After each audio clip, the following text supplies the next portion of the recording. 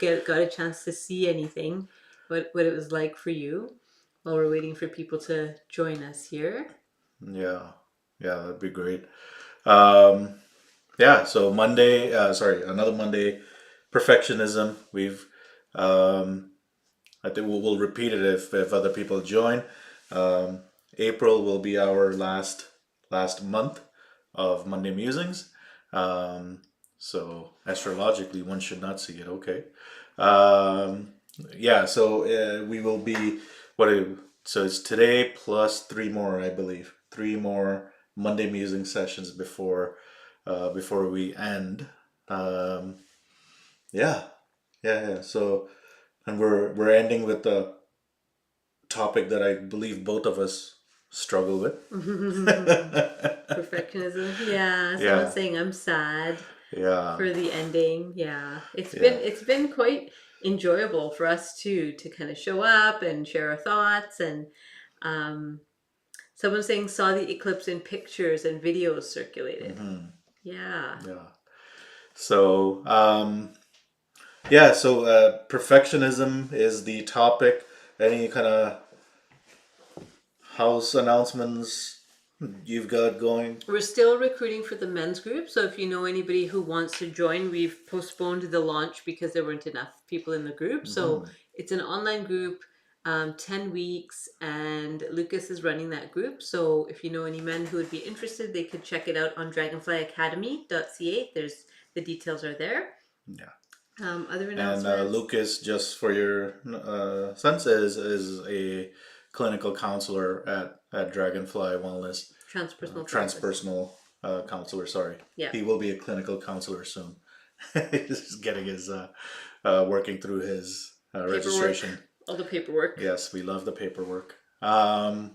So I think part of it is we're getting through this month. Um, how's perfectionism showing up for you? Well, the theme from the last newsletter was around independence and perfectionism, right? And how when we insist on doing things on our own, we can often get like we do it on our own because we want it to be done a certain way, Hmm. right? So we're like, it has to be done my way. Do you want to let other people in the room? Yep. Yeah. And so, oh, okay, let me just pause myself. So someone's asking how many would be working in a particular group. So I think you're talking about the men's group. So in the men's group, it's usually around eight to 12 Yeah. people. I think he was looking for at least five to start, but yeah. Yeah, but But that's yeah, I think ideal is eight eight to to 12 is 12. ideal. Yeah. Yeah. Yeah. So, okay, so back to perfectionism. So when we're trying, so I can speak about my story. So I was like Don't do too much. It's is it making making noise. noise? Yes. We have different chairs today, so they're squeaky. So our And it's apologies if Sarah's that. fault. She wanted to rearrange furniture. I'm not the only one in this room that likes to rearrange furniture. I know that for sure. I know there's others who love the furniture changes. Um, yeah, sorry, lots of distractions. Yes. Let's go back to perfect. Perfectionism. Come So on. perfectionism. Be So actually, perfect. Lucas did on every Thursday. So if you're interested, every Thursday around 1 o'clock, Lucas does a Facebook Live here on Dragonfly Wellness and Facebook and talks a little bit about the topic of the month. So last week he talked about perfectionism, and one of the things he talked about is how he wanted the talk to be perfect. Right? He really Mm. and what we noticed last Monday and we're noticing this Monday as well is it's like not perfect. It's actually far from perfect. It's actually quite flawed. Um, we're not like as polished as when we started Monday Musings. We'd have like an agenda and we'd have like our main points that we wanted to share and we'd like do a research and we'd have these little infographics and it was like very, very structured. And as we've unfolded over the last 2 years, it's become more casual and for a good like on purpose because we wanted you to be able to tell us your thoughts Mm. for those who are watching live and for those who are watching after to be able to share your perspectives and your thoughts around whatever the topic is that we're teaching. So it becomes more of a bit like a community conversation rather than just us teaching something. So that means that we had to let go of that perfection or that perfect way of doing things. Somebody's asking a question, is being in control the same as perfectionism? That is an excellent question. So most people who struggle with perfectionism often struggle with being controlling. right? Because you have to be controlling in order to get things a certain way, the way you like it. And so you may be a perfectionist in certain areas, and you could also call that controlling. So I would think of controlling is here, and like perfectionism is like here. Like it's on the same spectrum, but it's more extreme, an extreme form of Mhm. control. Yeah, I find perfectionism showing up in my own life, and this kind of relates to this question, is that it becomes a point for me to use to criticize myself, Okay, say right? more Like, about that. so if I can, like, so today I was working on, we've got so many personal things kind of happening, but then I was doing some work, I'm like, okay, I'm just gonna focus for the next half hour and take care of like 5 or 6 things, and the first thing I started with just went sideways. Right? Like, just literally went sideways, and we had like, I was sitting there, like, it was good enough to just move on for now and Hmm. go tackle some other things, but I just like, no, this is not good enough. I kept on rewriting the same sentence because I was trying to recap. What was that? Like 5 minutes I rewrote the same sentence, and I'm just finding like, no, you got to say it better. You have to be better. And I was recognizing myself, kind of catching myself, saying, what is happening here? So what was that? What was that stuck Well, the loop about? stuck, but it's like, see, you don't even know how to speak properly. You don't know how to say this. Like, you're not very clear. So that Uh, perfectionism and that critical oh voice, yeah, right, yeah. are So very, for very linked. me, it becomes like an identity that I can use uh, What do you mean? to attack. Oh, like so your perfectionist voice, it kind of It attacks me. masquerades. This the critical voice masquerading as a perfectionist, Yeah, yeah. You right? got to do it better. This is not right. It's It's not not good enough. enough. It's not right. And It's nobody not really cares like what I was writing, because it won't get looked at as much, but it's like, and I could have gotten back to it, hmm taking care of those 4 other things that needed to be taken care of, except I spent my time Well, just doing that that's one thing. something. I'm glad you brought that up because I've noticed as we kind of shift our work, our Dragonfly Wellness and the work that we're doing into more being more willing to be in a flow state. Um, when things aren't clicking right away, we just shift to another thing. Yeah. Right. So yesterday, a client had written me about something, and I was like, "Oh, I couldn't figure out how to respond or what to say because it was kind of complicated." So then you said, "Does it have to be tonight that you reply?" And I thought, it doesn't. Let me sleep on it Yeah. and wait till I'm in the flow. And then when I wrote the email, it was so fluid and easy Mm. to write and I knew what the solution was easily, right? And so when we're in that flow, things come naturally and easily to us. When we're Mm. forcing, Yeah. then that perfectionist has to come out and make sure you're doing it right. Yeah. Does that make sense? So somebody's asking for a recommendation here. So they said a family member had a stroke, and the caregiver is type A personality. Secret way of saying perfectionist sometimes, or controlling, but like, yeah, rigid, likes things to be a certain way. So type A personality, and is transitioning to letting the family member do things on their own versus doing it for them. This is going to be a big adjustment for the caregiver. Any thoughts on how to support the caregiver? So I would say ask them, what can I do to support you? I know things are different now that this Hmm. person is doing more on their own and they don't need you as much. How can I support you? Yeah. Right? I think that's and they might not know. And so then one of the thing, a follow up thing would be, okay, how can I support you? Well, I don't know. If you think of anything, let me know, and maybe you might offer some suggestions. So if we put ourselves in that situation, what might be supportive? People in the room, as you're listening, who are here with us live, what would be supportive to you if you were this person? Let's actually dive, before we answer that question. Let's dive a little bit deeper on what happens sometimes, Okay. right? Like, so as parents of children who are getting older, right? Mm-hmm. Like, yeah, our daughter's doing a project, Mm-hmm. so she's been under the weather, and so she's starting to catch up Mm-hmm. while kind of still feeling under the weather Yeah. and trying to do this project, right? And we're like, how can we support you? How, like, you need it? Like, no, I got this. Let me just do it my way. Like, hey, we've got this picture that you should use. I got it. Let me just do this Mm-hmm. on my own, and I'll but it's like this need for us to feel useful, Needed, yeah. right? A To need be to feel needed. yeah, to be needed and to be useful, right?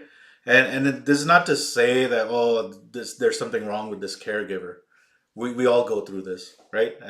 We are supposedly aware and conscious of what's happening, and we still fall into that same trap of like being wanted, and that's okay, right? Like obviously we want to be of service. Sometimes the solution is just let them be, Mm-hmm.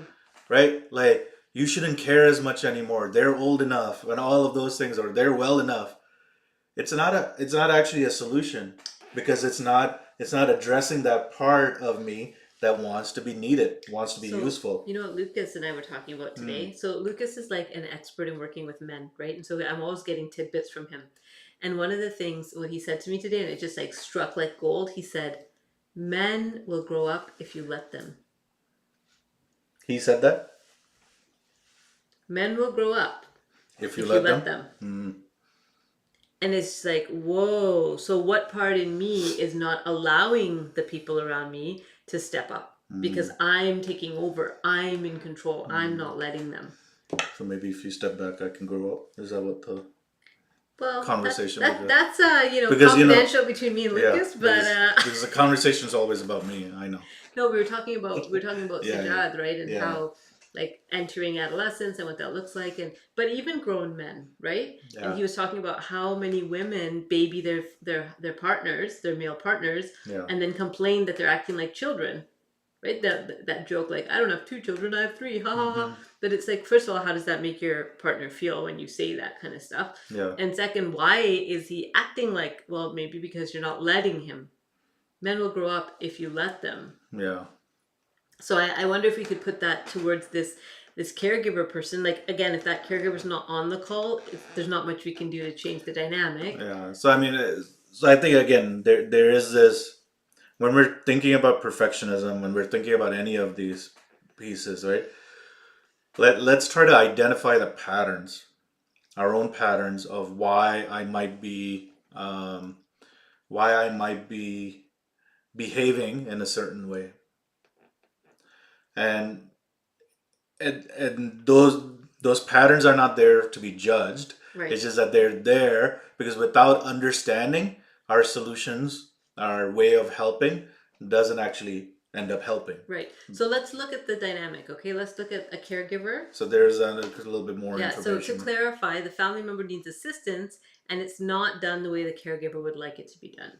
Right. Okay, so let's put our our microscope on this a little bit. And again, the caregiver's not with us, so we're just making assumptions about a lot of things. But let's do our best. And the person who's asking the question, maybe you could help us fill in the blanks. So here's this caregiver. First of all, if the caregiver has been in that role for a really, really, really long time, that'll make a difference in their assumptions about what's best for that person. Right? So if you've been caregiving a parent, for example, like an aging parent for 6 months versus 16 years, there's going to be a difference in your settledness in this is the way I do things. So if it's been a longer time that they've been providing care, then they'll think that this is the right way to do it. Mm-hmm. So now when something else comes along from the outside and says, well, no, this is actually what they need, or this is how it's going to be provided to them, that caregiver can say, well, wait a minute, I know what they need, and this is what they need, and you're wrong, right? So, that idea of mother knows best, right? Or I know best, whoever the I is, I know best. It's like there's a right way to do it, and I know what that way is, rather than that that more flexibility that there could be many ways that we achieve this goal. So how many parents have contacted you On behalf of their on children, behalf of their their children grown children in their to tell 30s. them to tell you how to counsel their Oh my kids? gosh. How many? It's so frustrating.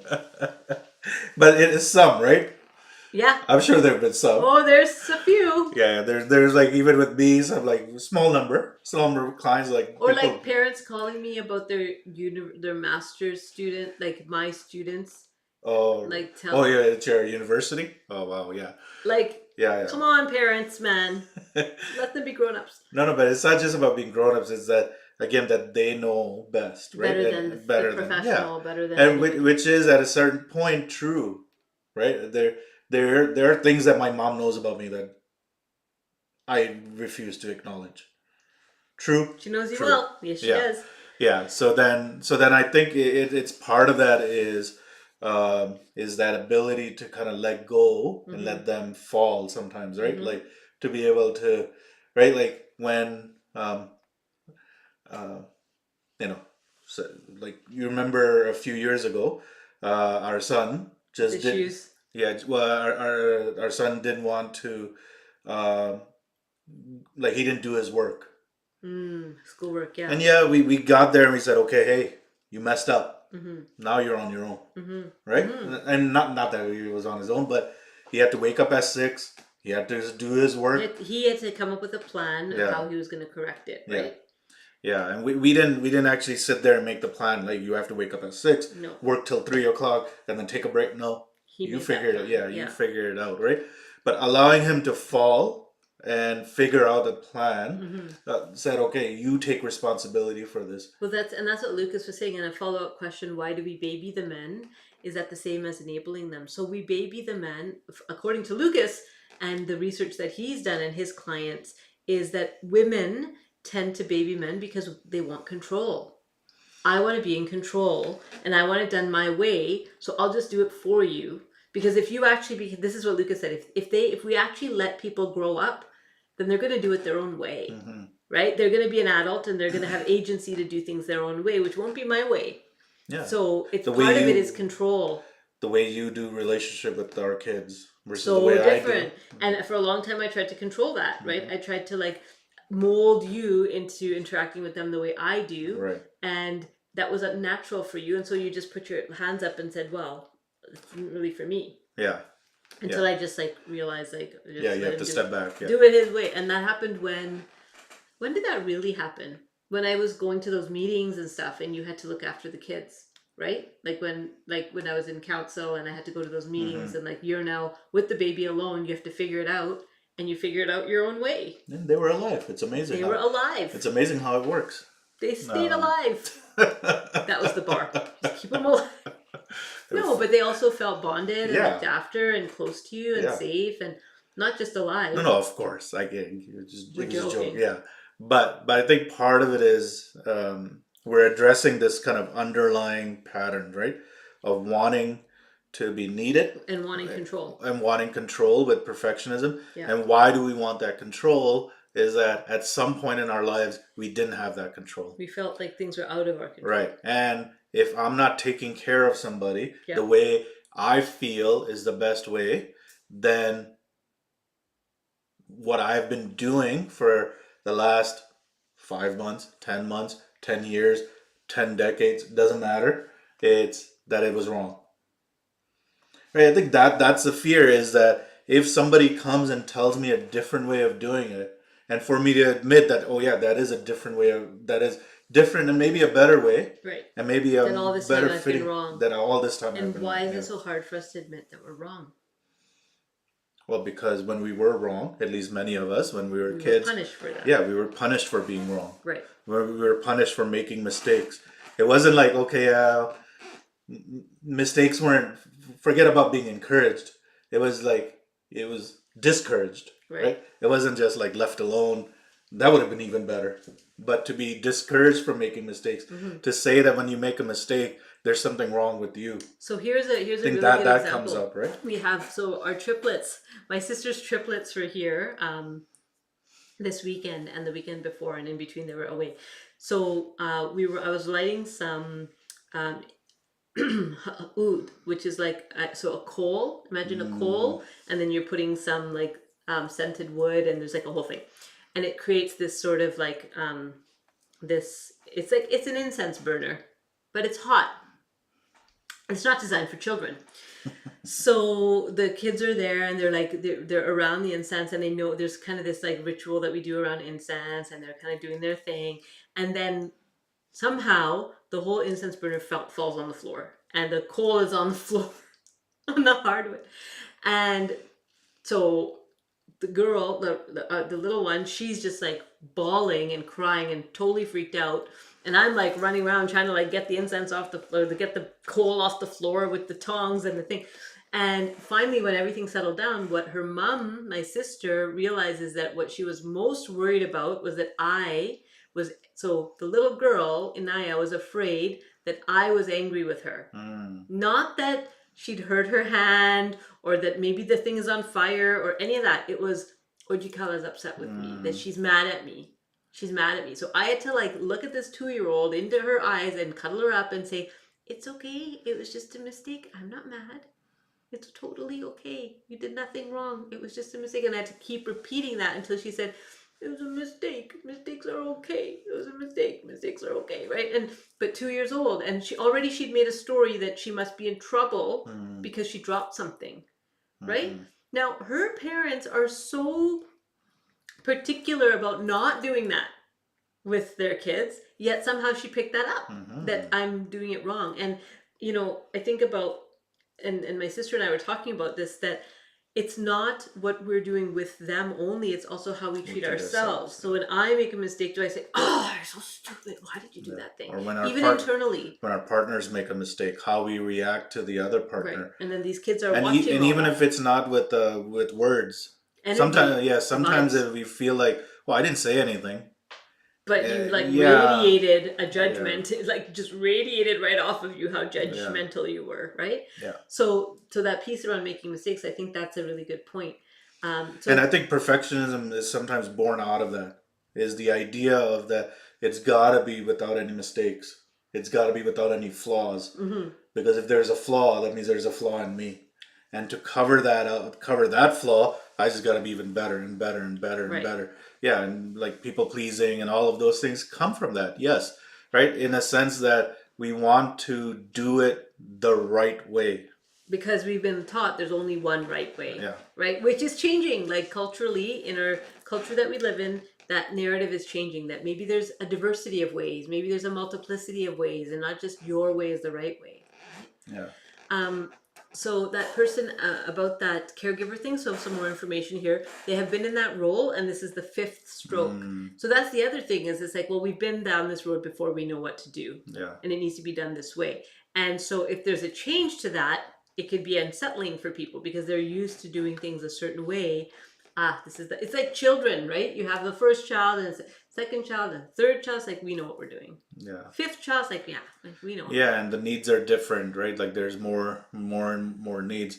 Yeah, and I think in perfectionism, I don't know if this is true for you. In perfectionism, I also get in this mode and this cycle of not asking for help, That's thinking I have to do it myself. So you want to talk about that independence? Yeah, that's part? that whole piece about. There's this other question that we can maybe we'll comment. do that and then come back. Sure. Okay, so here's another comment. My daughter wanted to get rid of these pigeons. Basically, she wanted to get them killed so they would not harass my grandkids. I wanted her to get rid of them in a kind way. There was a baby pigeon amongst them. So my way of perfectly getting rid of them was to take them to the river. Her perfect way was to get the exterminator. Wow. Yeah, and they might be different. I mean, and there, again, logistically, there might be differences in, what I'm capable of doing and all that. It's like, call somebody, fix it for me, right? I mean, not getting into the situation itself, but allowing for those other ways, even if they're wrong sometimes, right? Like we just had a quick argument with our son about like his particular way of like when he's gonna put the dishes away. He's like, dude, like I don't care about the clean dishes going away. I want the dirty dishes in the dishwasher. That's more important, right? But it's like we're both gonna do with the dishes and the dishwasher. This mundane stuff, right? That we get into with our. Sarah's now passed it on to my son. Like we're fighting with him about my dishes. First it was her, and now I'm fighting with my son. It's not me anymore. Woo! But anyways, it like the idea of is just like we're gonna do it our own way. I don't even know if he did it or not, but Like the tube. Can I tell you a story about Faison? Oh, the tube. Okay, Jeez. so you know about the toothpaste tube. We've told that story, right? That when we first got married, I push the tube from the middle and Faison pushes it from the end. And then, so he needs it to be tidy and I don't really care. And so then we just got our own toothpaste tubes, right? Now I just do it his way because it just makes him happy. And Yeah, because she's too tired of dealing with toothpaste that doesn't fit anywhere, just sits there looking ugly. because Uh his is huh. the right way. Mine's the right way. You know it's the right way, so just admit it. It's okay. It's just easier on our marriage if I do it his way. So then I was looking Fight about toothpaste. toothpaste. And so now that extrapolates to anything in that sort of a container shape, like any sort of lotion, any sort of anything that's in that tube, he likes his tube to be a certain way. So now I know this about him. So then the other day, I ran out of body lotion, body cream. And so I asked if I could use his, and it's like in a little tub, right? Same one. He has his tub. I have my tub. So mine, when you open it, it's like smooth, right? Because when I open it, I take a nice swath and I make sure it's all nice. And his is like all these little like weird like little like things like this, like just like so it's not smooth. I was like, I am so fascinated about this because your toothpaste tube needs to be smooth, but inside the container, you don't care. What is this about? I was so curious. I was like dumbfounded. I'm like, I don't understand this. What is it? So we laughed about it, and what we came to was on the outside, it's got to look right. On the inside, he doesn't give a shit what it looks like on the inside. But on the outside, it's got to look right. For me, with that like tube thing, it's like I want it to look nice inside because that's what I see is that's what I interact with is the tube. When I'm squeezing it, I'm not interacting with the thing in any kind of way. But when I'm taking it out, so it's like a whole thing. So we had this big laugh and conversation about how differently we do these things. And these are the things that like build up over time in families It drives and it people drives nuts. people Yeah. nuts. Yeah. But understanding like with curiosity and humor, like why do you do it this way? Right? Yeah. Somebody on Facebook is saying that there's something to be said about self authority and honoring people's right to make their own decisions and ask for what they need. Absolutely. And I think that's what Lucas was talking about, right? That you when you get out of the way, Yeah. right? Yeah. Yeah, absolutely. And I think there's this sense of what's right for me must be right for everybody else, Mm-hmm. right? And then letting that go and letting go of that control. Yes, it might not get done my way. We can be sad about that. Like, oh man, they're making a mistake, right? Like when that story about our son when he just was not doing his work. I told you a few months ago, I don't think he's doing his work on time. I don't think he's submitting things on time. Whatever, right? But it's like we knew. Now we could have just said, "Hey, man, I need to see your paperwork. I need to see like none of that, right?" It was just like let him fall because after that, he takes his at least his responsibilities very Mm-hmm. seriously of what he owes, the work, and all of those things, right? Yeah. So, but it's like he had to fall, and if I don't know if we had prevented him, maybe it would have saved him a heartache.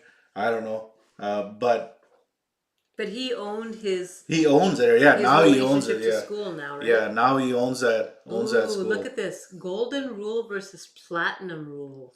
What does that mean? Yeah. Somebody saying golden rule versus platinum rule. What is the platinum rule? What's this platinum rule? Please tell us this what is that is. Someone's saying, or toilet paper a certain way. Right. yeah, people are with me. Do it my way. That's right. Someone said, I'm with Faison. I'm with Faison. Just do it my way, damn it. Somebody You- else I just added a comment, I think. Yeah. Treat others how they want to be treated. Right. So golden rule is treat others the way you want to be treated. Right. And platinum rule is treat others how they want to be treated. That's really Yeah, interesting. I've never heard it put that way, but yes, Yeah. yeah, that's true. So yes, I think we're looking at this from a pattern level, right? So now, can we talk about independence Yes. and how that sometimes comes Do you have into the play? triangle? Not right now. Hard to get to? Okay. Nope, not gonna So do it now. You gotta watch tell the me. video. Watch the video because in there I go through the triangle again and look at how independence, like where that works in perfectionism. Where it fits is in control, right? So what happens is we go through dependence where other people have all the power and other people get to make the decisions, and we feel like victims and we feel small and we feel sad. And then at some point we take accountability and we decide that our life is in our hands, and we flip over to the independent side. And we're talking about Chuck Pisano's triangle model, which you can see more about if you're on our YouTube channel on Dragonfly Wellness TV. There's more details, there's more videos on that. Look around. So independence, the first thing that happens when we flip over to independence is that we regain control. Mm. Okay, we regain control. And some of us can get stuck there because it feels good to be in control after feeling out of control or like at the other people's mercy. But that's where we learn about boundaries. That's where we learn about choices, that we have choices in the matter, and we have choices how to show up, how to respond, where to show up, where not to show up. Somebody said, I was listening to my psychedelics. I'm training to be a psychedelic psychotherapist, for those who don't know. So that's where Dragonfly is moving in that direction. Um, and in my training, one of the things that they were saying is it is also a choice to surround yourself with people who love you. Mm. And it's also a choice to let that love in. Right. Right. So when we get into independence, we're making all these choices now, and we're getting control. If we get stuck there and we're in relationship with any other person, so this could be a family member, this could be romantic partner, this could be colleagues, friends, neighbors, even anybody. If I'm stuck in control, well, that's going to lead to power struggle because I have to have it my way. And I'm going to push against other people who are not doing it my way. And so this is where that perfectionism can become a liability, because now I'm stuck in control and I'm not actually making room for the other person. It has to be my way. Yeah. So that's where, and then we just isolate ourselves because it's easier not to have to deal with other people. Right. And And so we there's isolate. so many things you can control before things start falling, right? Falling apart. So we can fight about the toothpaste and how it should be, you know, used. We can then control about how the bedroom should look, and we can control about how many times the vacuuming should happen, and how the laundry should be folded, and this and that, and then all the way up to how we're gonna raise the kids and the amount of times they're gonna go to a sports, whatever it might be, right? Like there's a lot of things that we have our hands in, and that we can try to control. Mm-hmm. And the things that we don't realize is that sometimes when we're trying to control the small things, because for many of us, we don't have power anywhere else in our lives, Mm-hmm.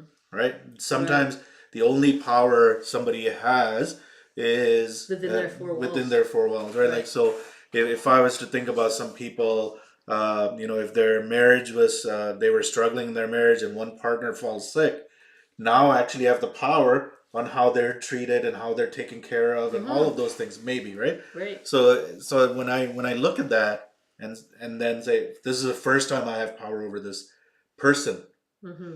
I can tell them, I can control what they're going to eat and how they're going to eat, and how, when they should go to sleep, and all of those things, right? Like, this is, I'm speaking from experience, not me personally, but like speaking from some of my family members, Mm-hmm. and to kind of think through all of that. It's like there is that first initial power, and to now give Mm. that up to somebody else, Interesting. even a doctor who's going to say, hey, you should sit up, and like, no, no, he always lies down when he does it this way.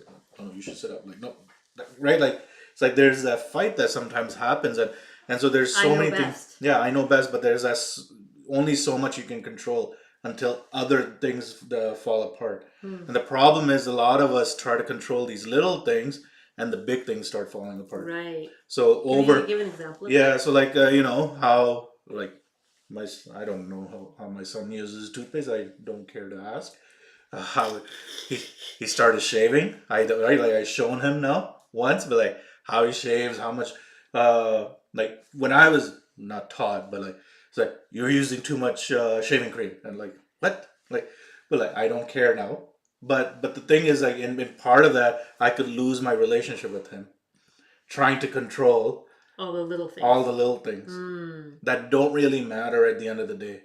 Right. Right? I could lose that trust that he might have in me, to guide him But dude, it's because hard when there's such a mess. I I'm know. thinking about, my daughter in her room, and it's like, That was my it's sudden hint saying, using my son as an excuse to maybe you work with your daughter to get over your a little bit of a control. hard, man. But that's the challenge, right? Is that a lot of us in because it's we don't have control in a lot of areas of our lives, Hmm. whether it's relationship, work, community, right? Like sometimes when the only place we have it is where we want, then we focus our energy on Right, it, right.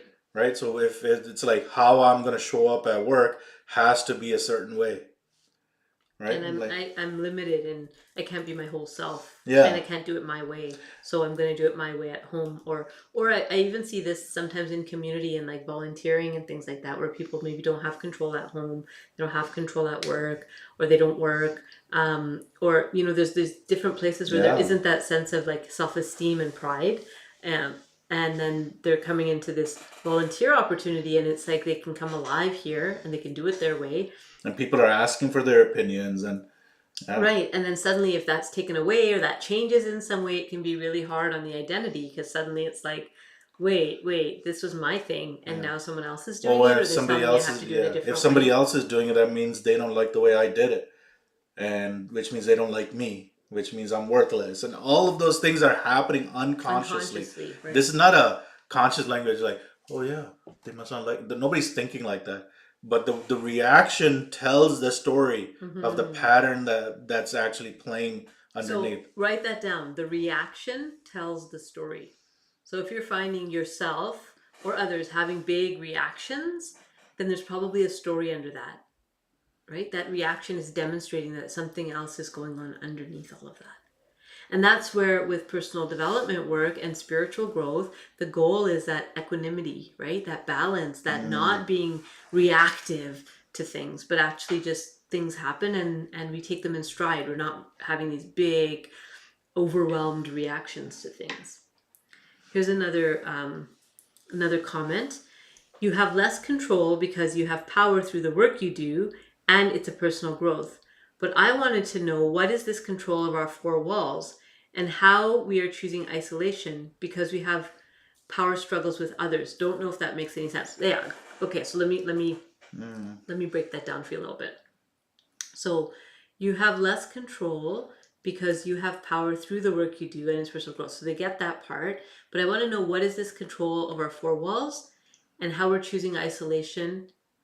Okay, so let me see if I can clarify that a little bit. So thank you for that. If it was not clear, let me see if I can work through that with you, with everybody. So some of us, the only place we have control is within the four walls of our home. Some Mm. of us don't even have that, right? Some of us don't even have that, because there's somebody else who's, it's a dictatorship, and there's someone else in charge, and we have to just go along with what they say. Not many of us are not living in democracies in our four walls. Like if you ask our teenage kids, they'll say They don't have much they don't, control, it's like you tell us what to do. So right? it's like yeah, they don't have that choice as much, Right. right? But at least in our, what I'm hoping, I mean, I'm going to say this now, I really hope it's true for you too, but in our, between us, I feel like both of us feel like we have some control in the four walls. Well, I can get rid of the plants when I want to. You can Mm, bring in plants. I except the can get. Oh, plants. okay. With the plants, no, I'm the boss, and we're going to have lots of plants. Well, and that might be like, for example, decorating. That's kind of been my domain, right? Within Mm-hmm. the four walls. Mm-hmm. And so, yeah, maybe you don't feel like you have a lot of control in that area. Yeah, and it's okay. I don't really need control. I don't care for You it. don't care for it. I did. I did it before. I wanted it to feel a certain way, look a certain way. I just didn't care anymore because it. No, You like gave up? no, it's not Like the about toothpaste? it's not a no. It's not the giving up of like toothpaste. It's just like it doesn't really matter enough for me to mess up my relationship and to Mm, have another thing in my head. Like I've got so many other things to control, and now I got to control how my house is gonna look and feel as well. And I don't really care to do the work for it. mm, Right? Like if I was like, okay, I'm gonna decorate it, I'm gonna go look for the furniture and all, like no, I'm not doing that. You know that.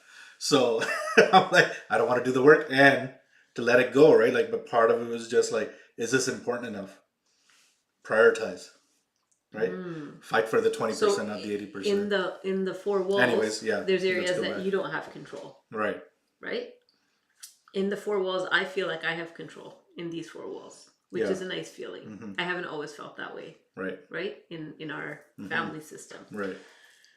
So, yes, not all of us have control within our four walls. The second part of the question is how we are choosing isolation because we have some power struggles with others. So sometimes what we'll do is rather than getting in conflict and um, kind of doing that hard work of coming to compromise, we'll just isolate ourselves and we'll say, you know what, I don't need anybody. I'll just do this myself. Mm, And then I get to do it my way. And then I don't really have to interact with anybody else or make peace with anybody else or come to any sort of middle ground with somebody else. yeah. Right? That's what I mean by, so we don't always do that, but sometimes you may, if you find yourself isolating, to ask yourself, is this because it's easier to be alone Mm, than to work through the challenges of being in relationship with someone? yeah.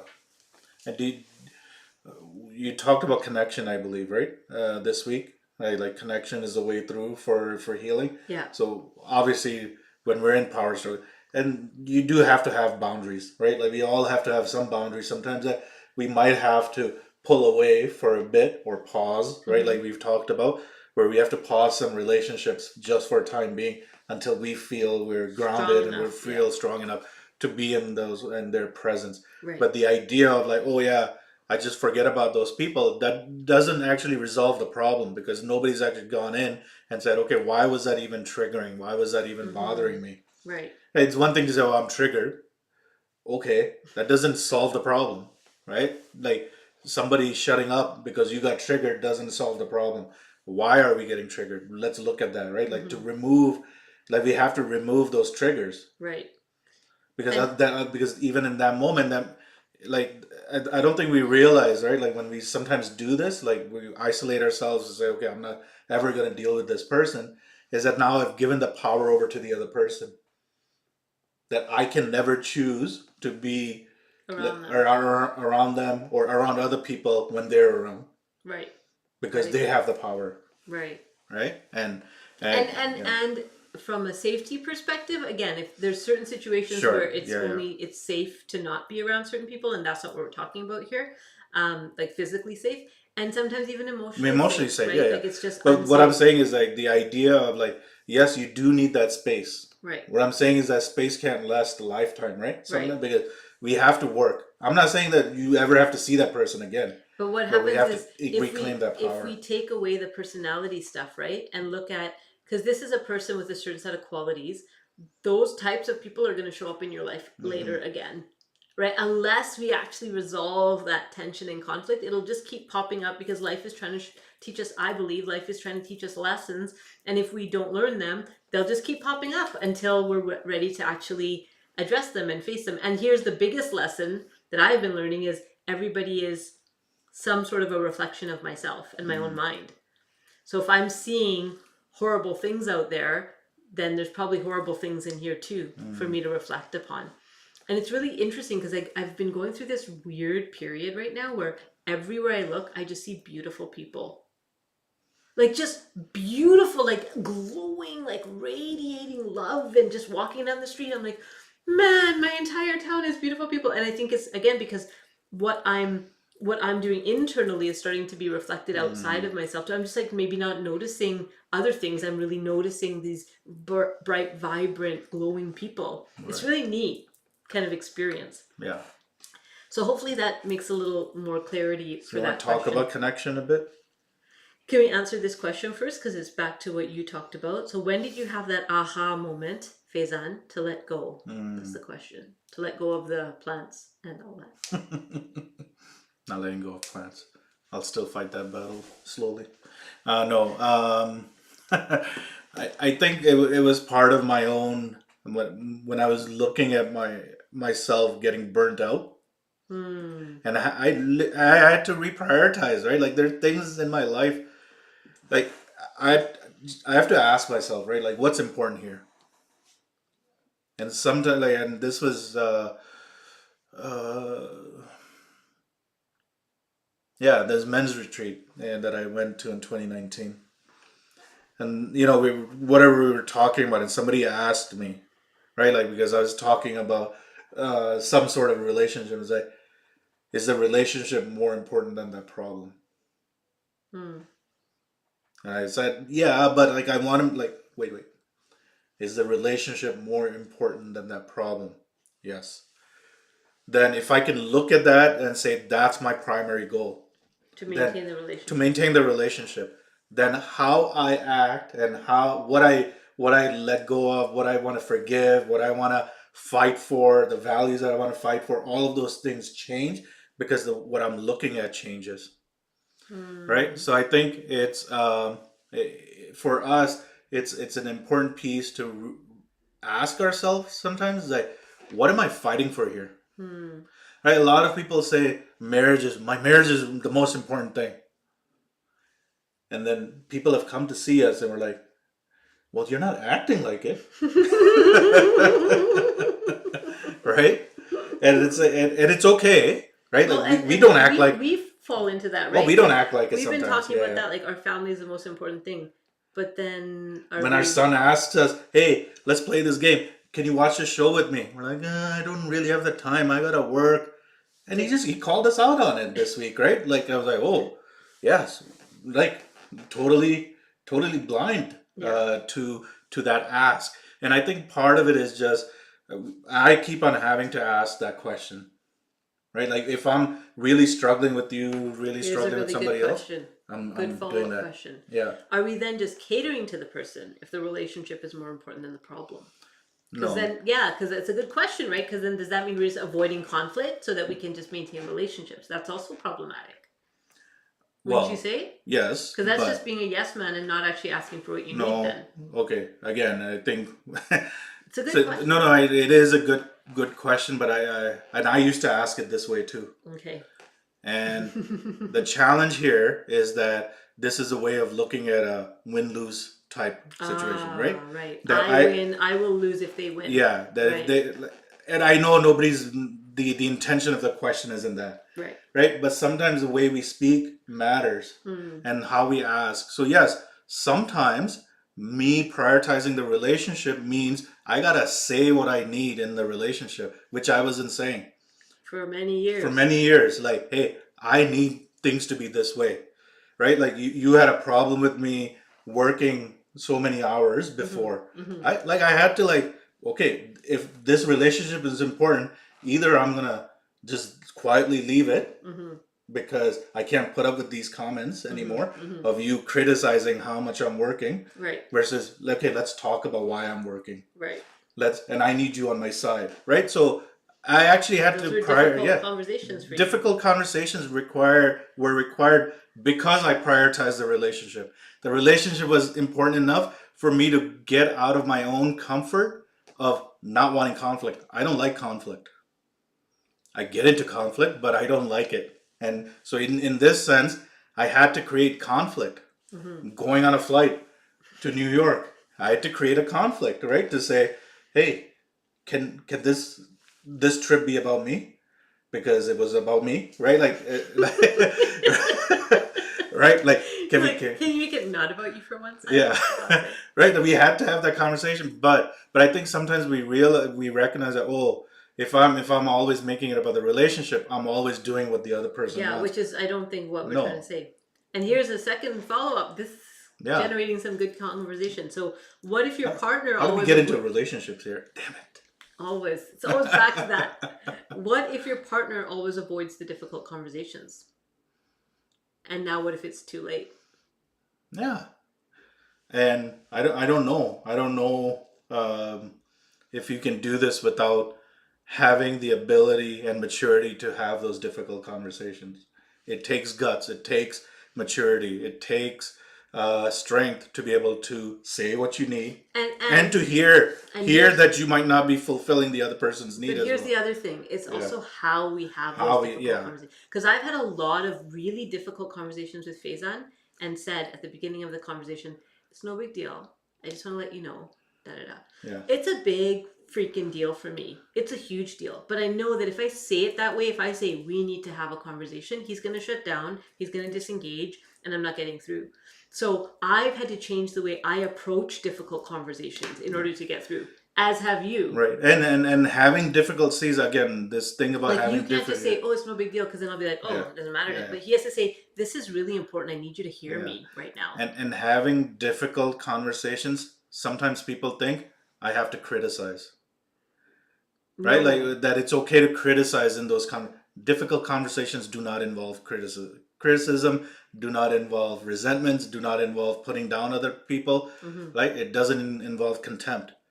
You can have difficult conversations without any of that, and that takes skill, Right. right? So even if okay, the other person's not willing to have it, but how am I actually having those conversations? The amount of time, we don't do the couples coaching much anymore, but the amount of time we spend just coaching people on How to listen how to say the same thing back just to in a it. different way, right? Right. Like, How to uh, repeat back what you heard. yeah, Right. So yeah. someone saying you're different people, understanding the psychological background, We do, and we still falter, and like we still falter, right? even We with what still we fail. know. Yeah, Yeah. we still fail, right? Like it's not and again, I think sometimes we use this as an excuse. Oh, they can do it because they have this. We've had to work on this skill. This is not a, and even Sarah gone through PhD and all of those things. She's had to work on these skills, and I think part of it is, and not to get on a soapbox, is that anybody can do this. Mm-hmm. And sometimes it's like, oh, that other person doesn't want to have difficult conversations. We can say that, Mm-hmm. but how are we having that conversation? I think is just as important. How are we starting that conversation? Right? There are rules. There are certain rules, right? Like Like don't, no degrading language. yeah, For example, no shouting, and no no, stonewalling, and silent treatment. right. Right? There's different pieces. And so but If you're interested, you can go to therapistaid.com, and there's something called Fair Fighting Rules, and they're fantastic. It's designed for relationships specifically, but you can use these rules in family conversations with colleagues. It's just really, really good content. So Fair Fighting Rules at therapistaid.com, and it's free and downloadable, so you can check that out. Okay, so we're down to our last 5 minutes. Did we yeah. miss an earlier comment? Somebody I think wanted to know what's happening What's with happening? Monday So maybe we'll musings. spend. So Yeah. I know there's one question that we didn't get to. So if you can hold that question and bring it to us next week, then we'll do that around the voluntary situation because we won't have time to cover it properly. But maybe we'll just spend the next 5 minutes talking about what's happening in Monday musings because there's people who joined late. Yeah. Yeah. So, Monday Musings. So, we are officially coming to a close. It will be 2 years this May 1st for Monday Musings. And so, we've decided to kind of conclude our series here. Faizan and I are opening up our evening for other things. We're kind of moving in a different direction with Sleeping. Dragonfly. I'm using it to sleep. Napping. Well, part of it is that, like bringing, kind of rededicating that time back to family time and within these four walls, right, and just kind of that quiet time that we need to think and plan and grow. We are shifting directions at Dragonfly Wellness, so I'm moving away from individual work. So I'll still work with the clients that have already signed up with me, but I won't really be taking new clients anymore. So new people that want to work with us would work with Lucas or Ariane, and moving more into an oversight role and starting to build this program.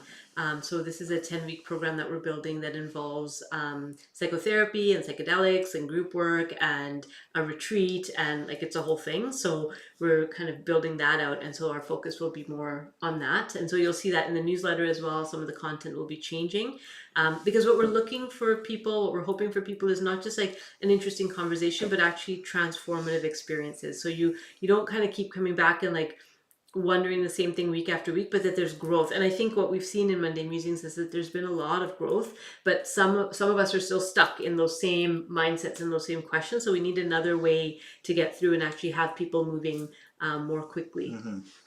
And so I think there's some questions about if you'll be continuing counseling. I think you have your current client load and Yeah, so yeah. I yes, absolutely will be continuing with my current clients, counseling for them, but I won't be taking on new people.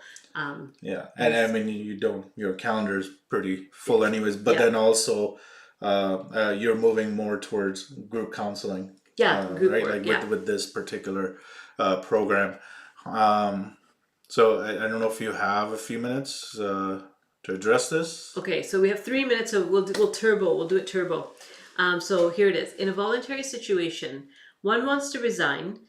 One, is that So, you? so as not So as to. not to spoil the relationship, and you may have to mediate. And one wants my way or the highway. So one wants to resign, one wants my way or the highway. You have to mediate. What's the best way to enhance reflection to both? Okay, so it sounds like you're like a third party, and there's these two people. One wants it their way. One's like, I'm just gonna resign. I can't handle it. So what do you do as okay? So if they're saying yes. Okay, so what would you do? I've had this, I mean, problem at work and not in a volunteer situation, and I just like ask them, right? Why is it that you want it your way? Like, Hmm. what is it?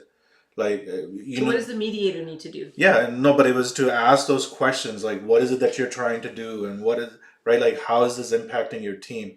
Is this worth impacting your team? Are you cutting back on other people's creativity by saying, no, this is the only way we do it? Right. Are you closing down possibly other solutions? And then for the Like person who allowing them to wants to see it. quit, I Yeah. know I had a really effective mentor that really challenged me the few times that I wanted to quit because of other difficult volunteers, right? And thinking about, is thinking about what's the vision here beyond your role and what you're doing, because somebody else can step into your role.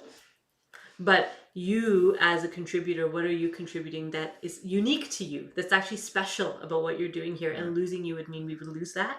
That was really powerful for me as a Yeah, volunteer. and in that instance, like, why are you not willing to have those difficult conversations?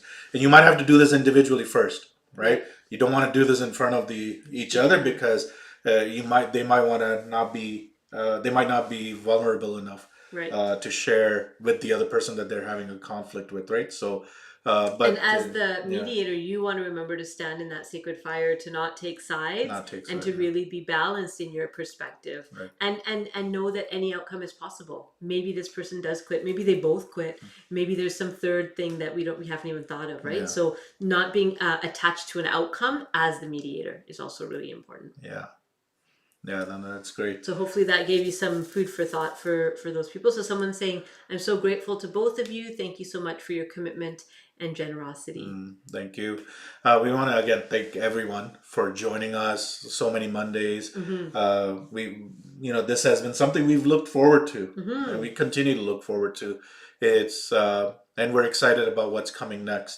We're not going to stop releasing videos, so please subscribe to our YouTube channel.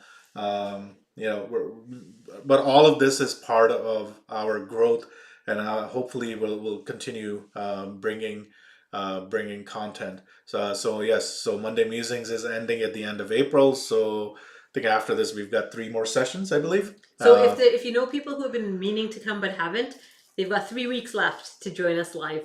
Yeah, yeah. So yeah. So we will be, like I said, ending end of April, and yeah, looking forward to see what we come up with next. I think we had talked about last time.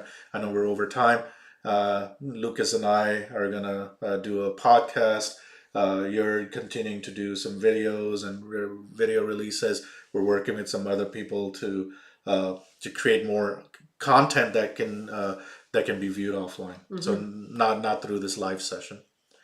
Um, okay, so that's great. Well, thank you. Recording still available? Yes. Yes, yeah. So Yeah. we're not removing any of this from the YouTube channel. We're gonna try to find those old ones and upload them as well. Yeah. But in the meantime, thanks to our folks who were watching on the streaming. Thank you. We'll hopefully